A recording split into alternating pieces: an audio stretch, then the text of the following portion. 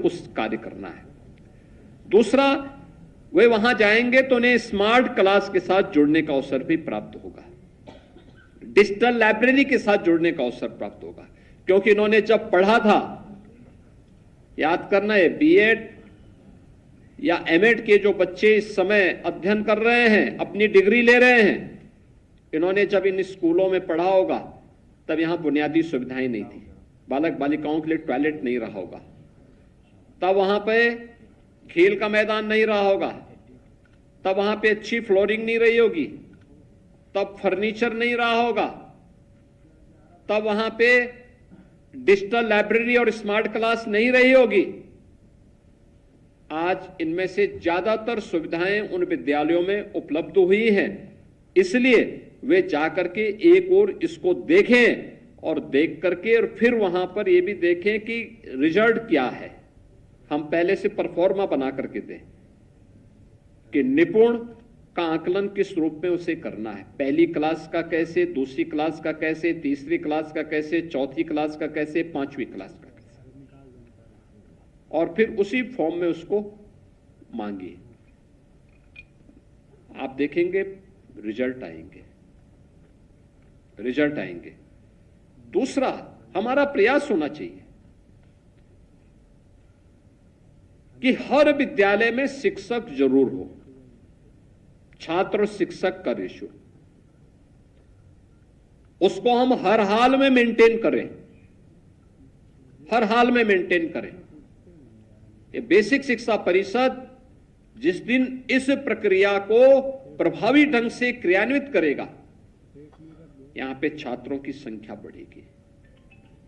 और मेरा मानना है, मैं बेसिक शिक्षा परिषद से जुड़े हुए सभी शिक्षकों से इस बारे में अपील करूंगा, आप एक शिक्षक हैं, जितनी मेहनत करते हैं, देखिए आप ही के साथ के शिक्षक हैं जिनको आज यहां पे सम्मानित किया जा रहा है, आप ही के साथ के शिक्षक हैं, इन्होंने अच्छा किया है, सम्मानित हो रहे हैं। और ये सम्मान एक मंच की एक औपचारिकता होगी, लेकिन उनका सबसे बड़ा सम्मान है जो उनके द्वारा जिन बच्चों को आज प्रशिक्षित किया जा रहा है, जिन बच्चों के भविष्य को समझाने और संवारने का काम हो रहा है, यही बच्चे जीवन भर उन्हें स्मरण करेंगे और अपने उस समय जब वह किसी पद और किसी पोजीशन पर जाएंगे तो उन शिक्षकों का स्मरण उनके मन में सदैव होगा। हमें अपने आप को इस रूप में बनाना है कि आप देश के भविष्य को गढ़ने का काम कर रहे हैं, उसको आगे बढ़ाने का काम कर रहे हैं, और ये महती जिम्मेदारी जो आपके ऊपर है, ईश्वर प्रदत्त जो ये आपके पास एक हथियार है, इसका इस्तेमाल राष्ट्र निर्माण के इस प्रवर्तमान कार्यक्रम के साथ जोड़िए, उसको ऐसे ही मत जाने दीजिए। याद रखना, समय और काल किसी का इंतजार नहीं करता है, जो भी व्यक्ति उसको अनावश्यक जाया करता है और स्वयं काल के प्रवाह का शिकार हो जाता है। हमें काल के प्रवाह का शिकार नहीं होना है, बल्कि इसके अनुरूप उससे 2 कदम आगे चल करके, आगे बढ़ करके जो दायित्व है हमारे पास है, उस दायित्व के निर्वहन के लिए अपने आप को तैयार करना है। और आज मुझे प्रसन्नता है कि आज यहां पे हम लोगों ने बेसिक शिक्षा परिषद के उन बच्चों के लिए जिन्होंने अपना एनरोलमेंट करा चुके हैं, उन बच्चों के लिए 2 uniform, bag, books, bag, shoes, sweater, इन सब के लिए 1200 रुपए की डीबीटी के माध्यम से उन तक भेजने की तैयारी हुई है, एक साथ भेजा गया है। आप याद करिए, हमने जब आंकलन किया था कि सभी चीजें हम अगर उन बच्चों को उपलब्ध कराते हैं, ड्रेस है, स्वेटर है, स्कूल बैग है, जूता मोजा है, स्टेशनरी है, तो हम लोगों ने जब आंकलन किया था तो हम लोगों ने देखा कि इस पे कुल खर्च होता है लगभग 900 से 1000 रुपया। फिर ये हुआ कि भाई इसमें थोड़ा सा और धनराशि बढ़ा करके देंगे तो आसानी से और भी अच्छा ले सकते हैं, उसको बढ़ा करके 1200 रुपया किया गया। और अब बेसिक शिक्षा परिषद के हर बच्चे के लिए सुविधा उपलब्ध करवाई गई है और आज डीबीटी के माध्यम से ये पैसा उन बच्चों के अकाउंट में यहाँ पे हस्तांतरित किया गया है। मैं इसके लिए उन सभी अभिभावकों को, सभी शिक्षकों को हृदय से बधाई दूंगा जिन बच्चों के लिए धनराशि जा चुकी है। जो बच्चे जुलाई में अपना नामांकन कराएंगे उसका तत्काल आप वहां से नामांकन करवा करके अगर यहां भेजेंगे तो उसका पैसा भी जुलाई में फिर यहां से बेसिक शिक्षा परिषद से चला जाए। लेकिन जिम्मेदारी यह होनी चाहिए कि जिस गांव में विद्यालय है, जिस गांव में विद्यालय है, उस गांव के विद्यालय को उस गांव और उसके अगल बगल के किसी भी विद्यालय में, किसी भी घर में कोई बच्चा ऐसा न हो जो 5 वर्ष से लेकर 14 वर्ष तक का बच्चा है, उसको स्कूल जरूर लेकर के आइए। बड़ा उपकार होगा आपका समाज पे। और मुझे लगता है कि अपने इस नैतिक उत्तरदायित्व को एक शिक्षक के रूप में हमें निर्वहन करना होगा। हम इस उत्तरदायित्व का निर्वहन करने के लिए अपने आप को तैयार करें। एक अभियान चलाएं जुलाई प्रथम सप्ताह में, स्कूल चलो अभियान का। अच्छा होगा प्रधानाचार्य आधे घंटे पहले स्कूल में आ जाए, शेष अध्यापक गांव में एक राउंड लगा करके फिर समय पे विद्यालय आ जाए। एक एक घर में पूछो कितने बच्चे स्कूल जाते हैं, कौन कौन गए हैं, जो नहीं गए हैं क्यों नहीं गए हैं, क्या कारण है, बस आपका इतना पूछना पर्याप्त है। गांव की जो आपकी समिति है, विद्यालय समिति है, उस समिति को भी इसके लिए तैयार करिए, ग्राम पंचायत को तैयार करिए, गांव में एक माहौल बनाइए। पहले दिन विद्यालय खुलने पर गांव के ग्राम प्रधान से और स्कूल की ओर से भी लोगों को कहिए कि भाई जो नए बच्चे आते हैं उनके अभिनंदन की तैयारी होनी चाहिए, ढोल नगाड़ा बजा करके उन बच्चों की तैयारी करिए, टीका लगाइए, उनको अच्छा विद्यालय में मिड डे मील उस दिन उपलब्ध करवाइए। एक माहौल दिखना चाहिए, गांव गांव में इस प्रकार का माहौल दिखना चाहिए। गांव गांव में फिर स्वच्छता का कार्यक्रम चलना चाहिए। अगर बेसिक शिक्षा परिषद गांव के अंदर किसी दिन ये कहे कि साहब स्वच्छता के कार्यक्रम के साथ हम जुड़ेंगे, कितना अच्छा मैसेज जाएगा। ग्राम पंचायत के अंदर कौन बेसिक शिक्षा परिषद करा रहा है, ग्राम पंचायत के साथ मिलकर, गांव के प्रधान भी हैं, उनके सभी सदस्य भी हैं, पूरी ग्राम सभा भी है, वे सभी अभिभावक भी हैं, क्या कर रहे हैं, सफाई के अभियान के साथ जुड़े हैं। क्योंकि सफाई होगी हमारे बच्चे स्वस्थ होंगे, गंदगी रहेगी तो सबसे पहले हमारे स्कूलों में पढ़ने वाले बच्चे उसकी चपेट में आएंगे। इसलिए इस बीमारी को ही हम दूर करना चाहते हैं। बीमारी के उपचार के बाद का समय बाद में आएगा, पहले हम उस बीमारी को पनपने ही नहीं देंगे। अगर यह संकल्प बेसिक शिक्षा परिषद भी उठा ले तो हर ग्राम पंचायत, हर नगर निकाय, हर वार्ड, सबसे अच्छा नेटवर्क तो आपके पास है, सबसे अच्छा हर गांव तक आप फैले हुए। दूसरा, अगर एक ग्राम पंचायत फैली हुई है, 2-3 विद्यालय अलग अलग अलग जगह हैं और विद्यालय कहीं 10 विद्यार्थी हैं, कहीं 15 हैं, कहीं 25 हैं, अगर इन तीनों को मिलाकर के हम एक कर लें और तीनों को मिलाकर एक करके वहां शिक्षकों के रेशियो को ठीक कर लें तो मुझे लगता है कि बच्चों पर भी और शिक्षा पर भी बड़ा उपकार होगा ये बेसिक शिक्षा परिषद। क्योंकि एक शिक्षक और 15 बच्चे, क्या मतलब, 1 से 5वीं तक क्लास चलनी है। कैसे आप न्याय कर पाएंगे जब बच्चे पे ज्यादा ध्यान देना है? अगर हम उसी विद्यालय में 60 से लेकर 100 बच्चों को एकजुट करा देते हैं और उसी में 3 से लेकर 5 शिक्षक दे देते हैं तो हर क्लास के लिए एक शिक्षक हो जाएगा। अगर कभी किसी शिक्षक के घर में कोई कार्य पड़ा, एक नहीं भी आया, तो भी 4 शिक्षक उस विद्यालय को आसानी से चला सकते हैं। और मुझे लगता है इसके लिए भी हमें अपने आप को तैयार करना होगा। याद रखना, कोई भी रिफॉर्म होगा, उस रिफॉर्म का पहले चरण में विरोध होगा, लेकिन जब उसके परिणाम आएंगे, विरोध करने वाले अपना मुंह कहीं दिखाने वाला लायक नहीं बचते हैं। और हमें हमेशा रिफॉर्म के लिए तैयार रहना होगा। याद करना, जब भी रिफॉर्म होता है, इस रिफॉर्म का विरोध होता है।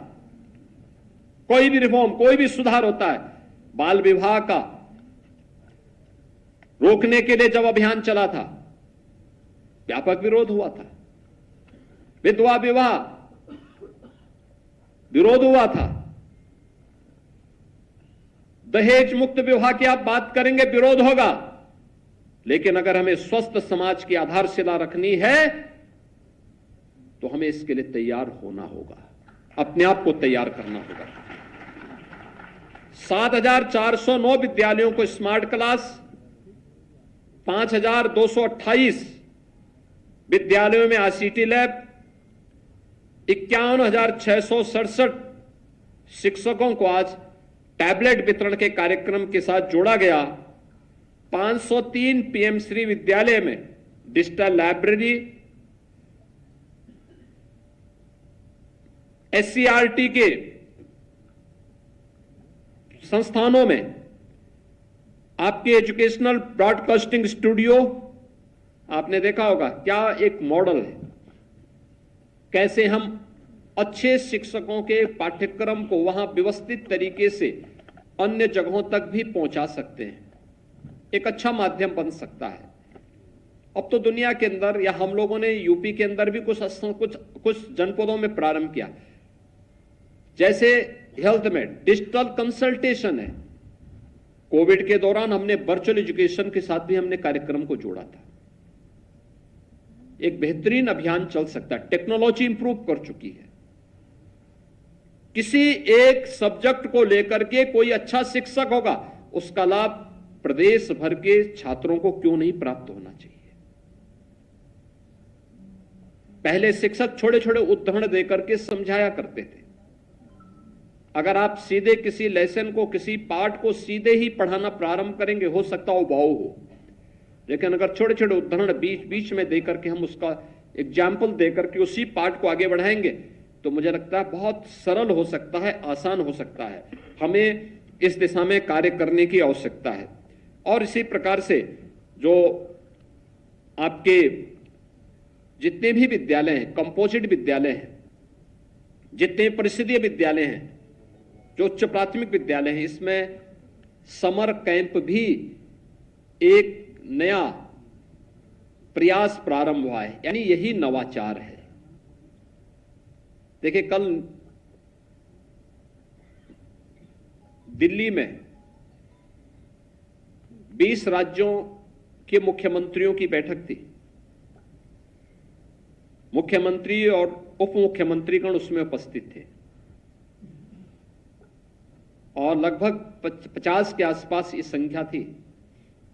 यूपी के माध्यमिक विद्यालयों में हम लोगों ने प्रोजेक्ट अलंकार के माध्यम से उन विद्यालयों के जो पुराने पड़ चुके जीर्ण शीर्ण विद्यालय थे, उन विद्यालयों के नवनिर्माण के लिए, उनमें नवाचार के लिए, उनमें टेक्नोलॉजी का बेहतर समावेश करने के लिए जो कार्य और जो कदम उठाए गए, उसके जो रिजल्ट आए हैं, कल उसका प्रेजेंटेशन भी हमने यूपी के माध्यम से वहां पे प्रस्तुत किया है। आप सोचिए, लाखों बच्चों को उसके माध्यम से, लाखों बच्चों के जीवन में परिवर्तन हुआ है। हजारों नौजवानों को रोजगार का सृजन भी हुआ है और ढेर सारे अन्य लोगों के लिए वहां पे अन्य रोजगार का सृजन, अन्य तरीके से प्रत्यक्ष और अप्रत्यक्ष रूप से रोजगार का सृजन भी नए संस्थानों के माध्यम से देखने को मिला है। प्रयास करने से परिणाम आते हैं। व्यक्ति जब प्रयास ही नहीं करेगा तो परिणाम कहां से आएगा। और आज इसी के माध्यम से हम लोगों ने सभी कार्य यहां पे किए हैं।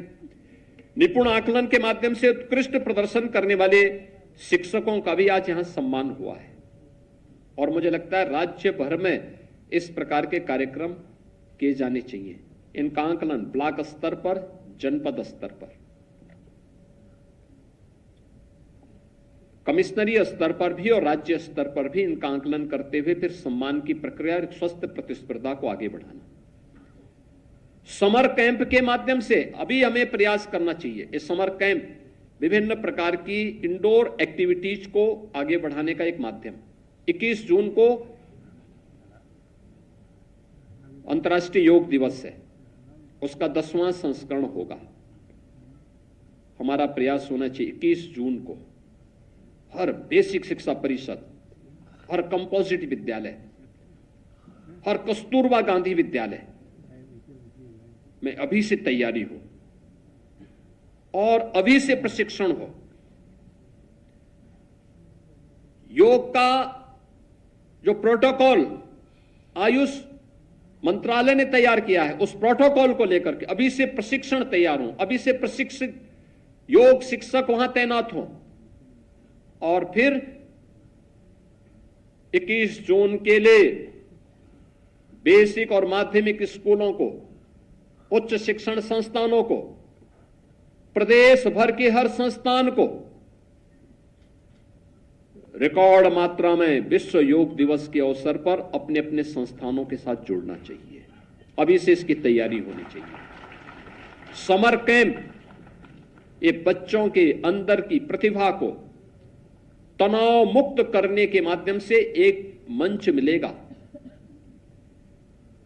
इंडोर एक्टिविटीज, वो कैरम भी खेल सकता है, टेबल टेनिस भी खेल सकता है, बैडमिंटन खेलने की सुविधा भी उसको दीजिए, योग की क्लासेस भी वहां लगाइए, संगीत का वादन, गायन, नृत्य, नाटक, इन सभी कलाओं के बारे में भी उसको प्रशिक्षण देने के कार्यक्रम के साथ उसको जोड़ना चाहिए। और फिर अभी प्रशिक्षण दीजिए। इस प्रशिक्षण का एक प्रतिस्पर्धा में जब आप स्कूली गेम्स शुरू करें नवंबर दिसंबर में, एक सप्ताह का कार्यक्रम केवल इसी के लिए जारी करिए। विद्यालय स्तर पर, ब्लॉक स्तर पर, जनपद स्तर पर, कमिश्नरी स्तर पर और फिर प्रदेश स्तर पर। अगर आप ये 4 स्टेजेस में स्पोर्ट्स की, संगीत की, अन्य एक्टिविटीज को आगे बढ़ाते हुए कार्यक्रम को आगे बढ़ाएंगे तो अपने पाठ्यक्रम के साथ साथ उस बच्चे की, आवश्यक नहीं कि हर बच्चा पढ़ने में ही पारंगत हो, यह आवश्यक नहीं, उसमें और भी कोई प्रतिभा होगी। कोई संगीत में होगा, कोई स्पोर्ट्स में होगा, किसी के अंदर कोई अन्य हुनर होगा, उसको निखारने का काम हमारे स्कूलों को करना होगा और उस दिशा में हम प्रयास प्रारंभ कर सकेंगे तो एक अच्छा प्रयास प्रारंभ होगा। दोस्तों, आज यहां पे SCERT के द्वारा यहां पे सारथी और अनुरूपण, इन 2 पुस्तकों का भी विमोचन का कार्यक्रम यहां पे संपन्न हुआ है। ये पुस्तक केवल पुस्तक नहीं है, मैं दोनों का आकलन कर रहा था, मैं दोनों को देख रहा था। हर विद्यालय में ये पुस्तक पहुंच जाए। पुस्तक जब हर विद्यालय में जाएगी तो हर विद्यालय में सुनिश्चित होना चाहिए कि वहां के प्रधानाचार्य के साथ साथ सभी शिक्षक उसका अवलोकन भी करें। इसमें जो कुछ भी आया है, मटेरियल जितना भी आया है, ये कहीं बाहर से नहीं आया, US और UK से नहीं आया है, ये सब आप ही के बीच के शिक्षकों का द्वारा दिया गया जो मटेरियल है वही उन पुस्तकों के माध्यम से आज संकलित करके आपके पास भेजा जा रहा है। क्योंकि आप ही के बीच में कुछ अच्छे लोग हैं जो अच्छा काम करते हुए भेज रहे हैं, SCERT उसी का संकलन करके आपके पास भेज रहा है। आपको भी देखने की, सीखने की कोई एक उम्र नहीं होती, हम भी उसमें कुछ सीख सकते हैं। यहां पे 139 उच्चीकृत कस्तूरबा गांधी विद्यालयों के जो नवनिर्मित भवन है या अतिरिक्त डॉर्मेट्री है, इसका लोकार्पण का भी कार्य हुआ है। आप सोचिए, वंचित तबके के वे बच्चे, वे बालिकाएं जिसमें सबसे ज्यादा स्कूल छोड़ने की प्रवृत्ति थी, ड्रॉप आउट रेट सर्वाधिक था, कस्तूरबा गांधी ने एक संबल दिया, लेकिन वो केवल 8वीं तक था। हमने पिछले 8 वर्ष में तय किया कि नहीं, इसको 12वीं तक किया जाना चाहिए।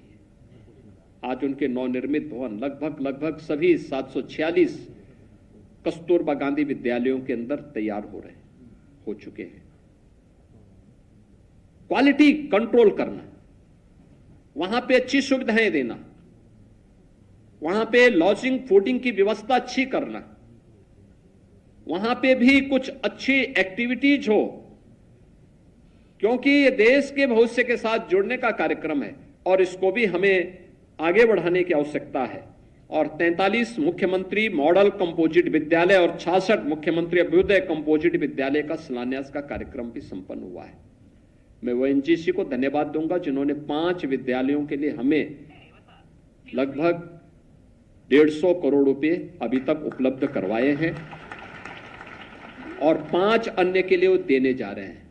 याद रखना, यूपी शिक्षा का एक नया मॉडल देने जा रहा है, स्कूली शिक्षा का, प्री प्राइमरी से लेकर के और सीनियर सेकेंडरी लेवल तक, प्री प्राइमरी से लेकर के, यानी आंगनबाड़ी को भी हम उसके साथ जोड़ेंगे। 1500 से 200 बच्चों के 2000 बच्चों 1500 से लेकर 2000 बच्चों के लिए एक ही कैंपस में डे स्कूल के रूप में से डेवलप करेंगे। अच्छी साइंस की लैब, बायोलॉजी की है, फिजिक्स की है, केमिस्ट्री की है, कंप्यूटर की है, या फिर आज के जो मॉडर्न एज से जुड़ी हुई टेक्निकल लैब्स होंगे, ये सभी उसमें देने के कार्यक्रम भी उसके साथ जुड़ेंगे। अच्छा उनके पास स्टेडियम होगा, इंडोर गेम का होगा, मल्टीपर्पज हॉल होंगे और एक अच्छा शानदार कैंपस लगभग 10 से 15 एकड़ क्षेत्रफल में उसको डेवलप करने की कार्रवाई को आगे बढ़ाया जा रहा है। और अभी पहले चरण में हमने हर एक जनपद में 2-2 विद्यालय दे दिए हैं, लेकिन हमारा प्रयास है कि अगले सत्र तक हम इसको हर विधानसभा स्तर पर एक-एक विद्यालय दें।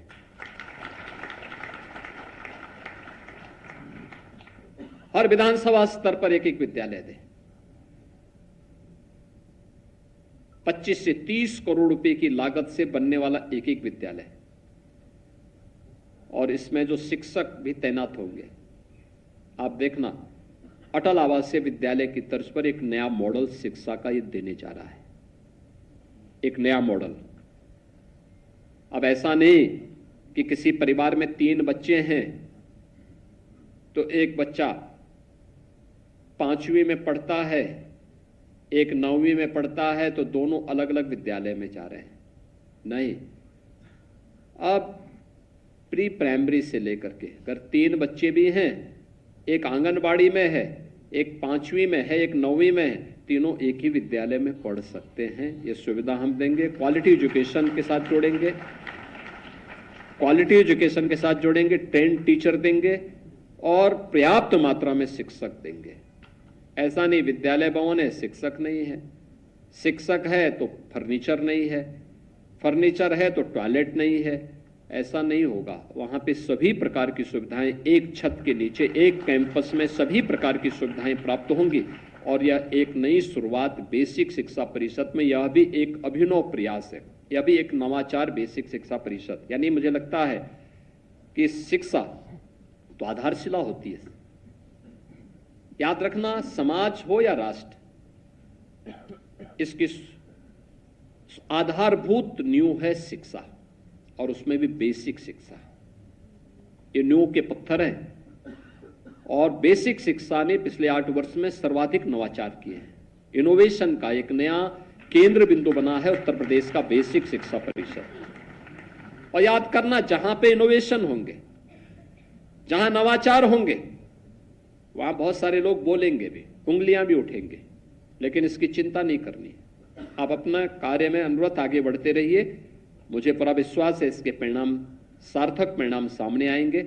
आज इन सभी कार्यों के लिए जो मुख्यमंत्री कंपोजिट विद्यालय, अभ्युदय कंपोजिट विद्यालय, कस्तूरबा गांधी विद्यालय और अन्य सभी प्रकार के कार्यक्रमों के साथ जुड़ते हुए आज जो प्रदेश भर के उन 1.5 करोड़ से ऊपर अधिक बच्चों के लिए जो 1200 रुपये प्रति छात्र के हिसाब से धनराशि जा रही है, इस धनराशि के साथ साथ यहां पे हम लोगों ने ऑपरेशन निपुण में, स्मार्ट क्लास में और अन्य कार्यक्रमों को सफलतापूर्वक अपने विद्यालयों में लागू करने वाले शिक्षकों का भी सम्मान किया है। प्रदेश भर में आज हमारे मंत्रीगण, अन्य हमारे वरिष्ठ जनप्रतिनिधिगण इस कार्यक्रम को अपने अपने ब्लॉक में, अपने अपने जनपद में इसको आज तहसीलों में ये सभी प्रकार के कार्यक्रम चल रहे हैं, इसको संचालित कर रहे हैं।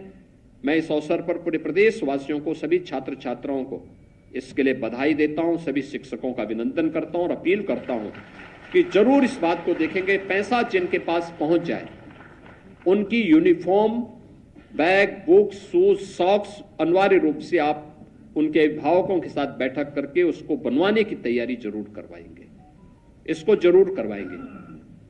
ये पैसा बच्चों के लिए है और इस पैसे से उन बच्चों के लिए यूनिफॉर्म जरूर बन जाए, उनके जूते मोजे जरूर आ जाए, उनके बैग जरूर आ जाएं।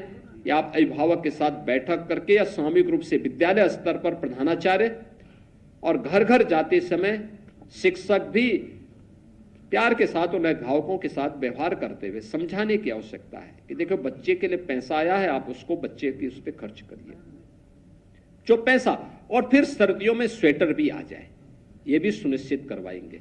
तो ये सभी कार्यों के साथ अगर आप जुड़ जाएंगे तो आपका बड़ा उपकार होगा शिक्षा पर भी, और आप अपने उन नैतिक उत्तरदायित्वों का निर्वहन ईमानदारी पूर्वक कर पाएंगे जिसके लिए एक शिक्षक से समाज अपेक्षा करता है। आज के इस अवसर पर एक बार फिर से मैं आप सबको हृदय से बधाई देता हूं, बेसिक शिक्षा परिषद को धन्यवाद देता हूं और विश्वास करता हूं कि नवाचार और शिक्षा की गुणवत्ता को बनाए रखते हुए बेसिक शिक्षा परिषद निरंतर प्रयास करेगा। आप सबके प्रति मेरी मंगलमय शुभकामनाएं। धन्यवाद। जय हिंद।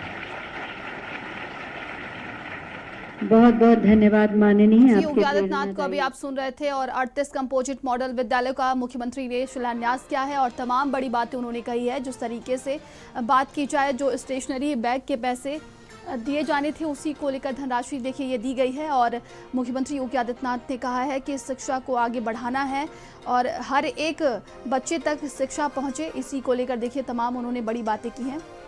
तो 38 कंपोजिट मॉडल विद्यालयों का शिलान्यास किया है मुख्यमंत्री योगी आदित्यनाथ ने और 67 अभ्युदय कंपोजिट विद्यालय का भी शिलान्यास किया है सीएम ने। और ये